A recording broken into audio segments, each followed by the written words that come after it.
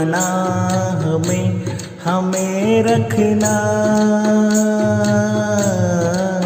सीखें हम नेक राह पर चलना, तेरी पनाह में हमें रखना। सीखें हम नेक राह पर चलना।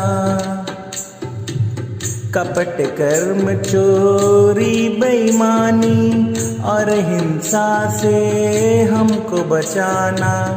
कपट कर्म चोरी बेईमानी और हिंसा से हमको बचाना।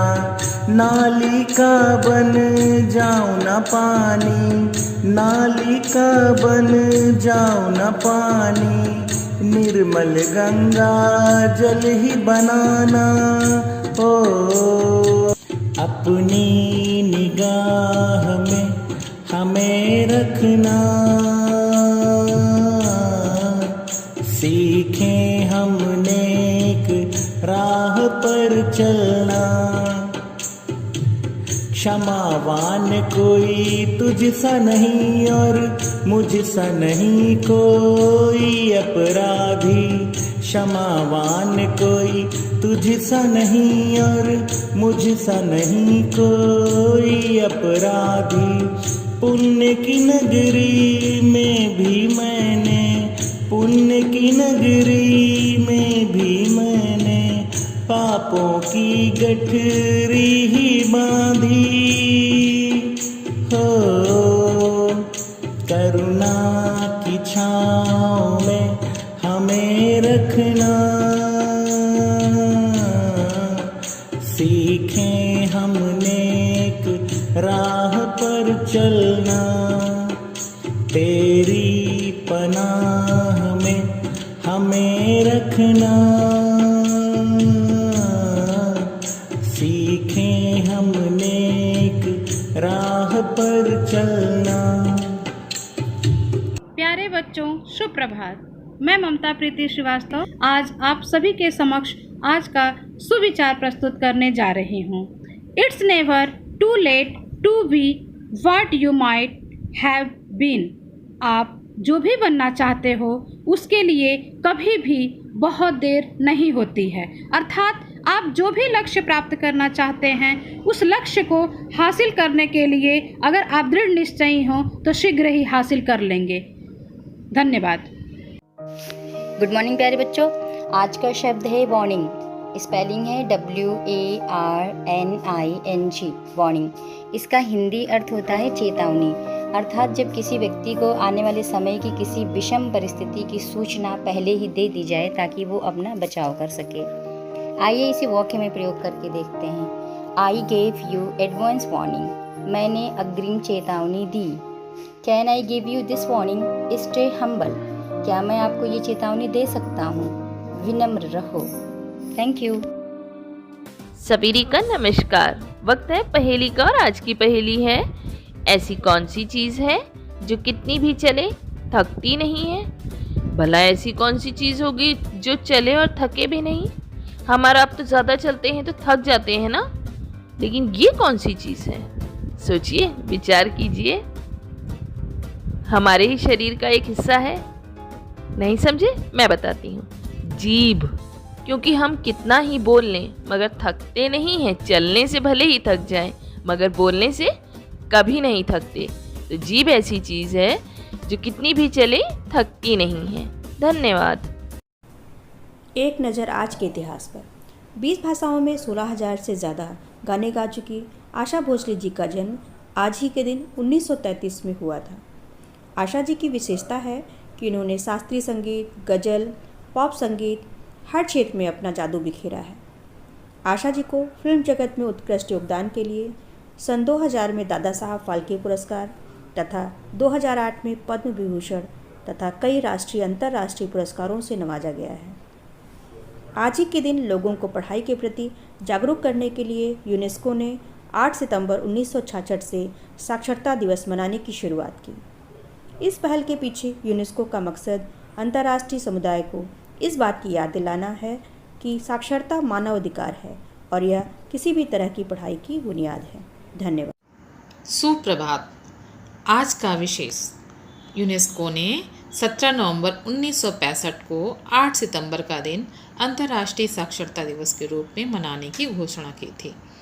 पहला अंतर्राष्ट्रीय साक्षरता दिवस 8 सितंबर 1966 को मनाया गया। आज भी विश्व में अनेक लोग निरक्षर हैं।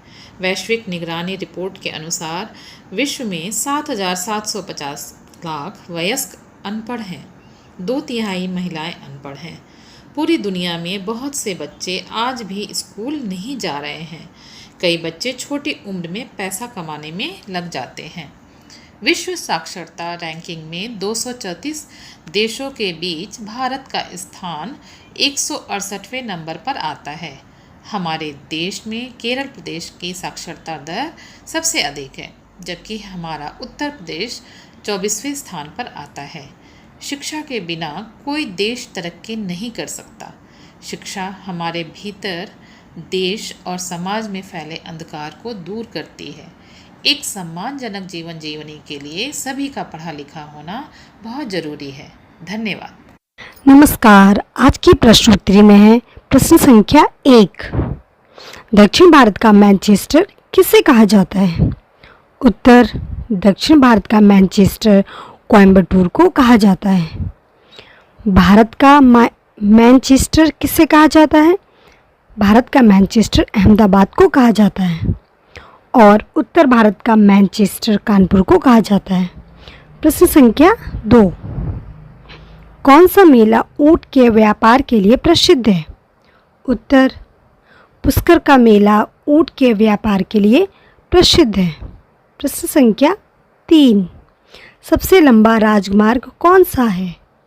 उत्तर: सबसे लंबा राजमार्ग या नेशनल हाईवे 44 है, जिसकी लंबाई 3745 किलोमीटर है। प्रश्न संख्या 4। रिहंद बांध किस प्रदेश में स्थित है? रिहंद बांध उत्तर प्रदेश के सोनभद्र जिले में सोन नदी पर स्थित है। प्रश्न संख्या 5। हीराकुंड बांध किस प्रदेश में स्थित है? उत्तर: हीराकुंड बांध उड़ीसा राज्य के महानदी पर स्थित है। गुड मॉर्निंग बच्चों। तो शुरू करते हैं आज की हिंदी कविता, जिसका शीर्षक है कबूतर। भोले भाले बहुत कबूतर हमने पाले बहुत कबूतर, कुछ उजले कुछ लाल कबूतर, चलते छम छम चाल कबूतर, कुछ उजले कुछ लाल कबूतर, चलते छम छम चाल कबूतर, कुछ नीले बैजनी कबूतर, पहने हैं पैजनी कबूतर, करते मुझको प्यार कबूतर, करते बड़ा दुलार कबूतर, आंगली पर झूम कबूतर, लेते हैं मुँह चूम कबूतर, रखते रेशम बाल कबूतर, चलते रुंझुन चाल कबूतर, गुटर गुटर गू बोल कबूतर, देते मिश्री घोल कबूतर, भोले भाले बहुत कबूतर हमने पाले बहुत कबूतर। धन्यवाद। सुप्रभात बच्चों। आज की कहानी है रास्ते के पत्थर। एक बार गुरुकुल में ऋषि ने सभी शिष्यों को मैदान में एकत्रित होने को कहा और कहा, मैं चाहता हूँ कि आप सभी एक दौड़ में हिस्सा लें। यह एक बाधा दौड़ होगी और इसमें कहीं कूदना तो कहीं पानी में दौड़ना होगा और इसके आखिरी हिस्से में आपको एक अंधेरी सुरंग से भी गुजरना पड़ेगा। दौड़ शुरू हुई, सभी तेज़ी से भागने लगे और तमाम बाधाओं को पार करते हुए जैसे तैसे दौड़ ख़त्म की और इसी के समक्ष एकत्रित होने लगे। जब सभी एकत्रित हो गए, ऋषि बोले, पुत्रों, मैं देख रहा हूँ कि कुछ लोगों ने दौड़ बहुत जल्दी पूरी कर ली और कुछ लोगों ने बहुत अधिक समय लिया। भला ऐसा क्यों? यह सुनकर एक शिष्य बोला, गुरुजी, हम सभी लगभग साथ साथ दौड़ रहे थे, पर सुरंग में पहुँचते ही स्थिति बदल गई। कोई कोई दूसरे को धक्का देकर आगे निकलने में लगा हुआ था, तो कोई संभल संभल कर आगे बढ़ रहा था, और कुछ ऐसे भी थे जो पैरों में चुभ रहे पत्थरों को उठा उठाकर अपनी जेब में रख रहे थे, ताकि बाद में आने वाले लोगों को पीड़ा न सहनी पड़े। इसलिए सबने अलग अलग समय में दौड़ पूरी की। ठीक है, जिन लोगों ने पत्थर उठाए वे आगे आए और मुझे पत्थर दिखाएं। ऋषि ने आदेश दिया। आदेश सुनते ही कुछ शिष्य सामने आए और पत्थर निकालने लगे। पर ये क्या, जिन्हें वे पत्थर समझ रहे थे, दरअसल वे बहुमूल्य हीरे थे। सभी आश्चर्य में पड़ गए और ऋषि की तरफ देखने लगे। मैं जानता हूँ आप लोग इन हीरों को देखकर आश्चर्य में पड़ गए हैं। ऋषि बोले, दरअसल इन्हें मैंने ही उस सुरंग में डाला था, और यह दूसरों के विषय में सोचने वाले शिष्यों को मेरा इनाम है। और यही इस कहानी की सीख है, हमें स्वार्थी नहीं होना चाहिए। नमस्कार, मैं उपस्थित हूँ आज की जनरल अवेयरनेस के साथ। 1980 के बाद इंटरनेट सूचनाओं के आदान प्रदान का सबसे आसान माध्यम है। इसने मानव जीवन के प्रत्येक क्षेत्र में अपनी पहुंच बना ली है। 1 अरब 27 करोड़ जनसंख्या वाले देश में हिंदी सबसे ज़्यादा बोले जाने वाली भाषा है। 70% से ज़्यादा जनसंख्या इसी भाषा का प्रयोग करती है। आज America, Britain, Mauritius, Canada, Netherlands, दक्षिण अफ्रीका, फिजी, त्रिनिदाद जैसे देशों में हिंदी बोलने वाले काफ़ी मात्रा में निवास करते हैं। विकसित देशों में भी हिंदी के प्रति आकर्षण बढ़ रहा है। बहुराष्ट्रीय कंपनियां भी अपने उत्पाद बेचने के लिए हिंदी में ही अपने विज्ञापन बना रही हैं। 50 से ज़्यादा देशों में 500 से अधिक केंद्रों पर हिंदी पढ़ाई जाती है। हिंदी के माध्यम से आज नमस्ते जैसा शब्द संपूर्ण विश्व में कोविड-19 से बचने का एक सशक्त माध्यम बनकर उभरा है। सन 2000 में हिंदी का वेब पोर्टल अस्तित्व में आया। तब से इंटरनेट पर हिंदी ने अपनी छाप छोड़नी प्रारंभ कर दी। इंटरनेट पर हिंदी का सफ़र रोमन लिपि से प्रारंभ होता है। फॉन्ट जैसी समस्याओं से जूझते हुए धीरे धीरे यह देवनागरी लिपि तक जा पहुंचा है।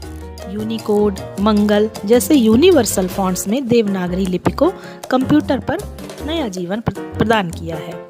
70 से ज़्यादा ई-पत्रिकाएं आज देवनागरी लिपि में इंटरनेट पर उपलब्ध हैं। अभिव्यक्ति हिंदी की पहली ई-पत्रिका है।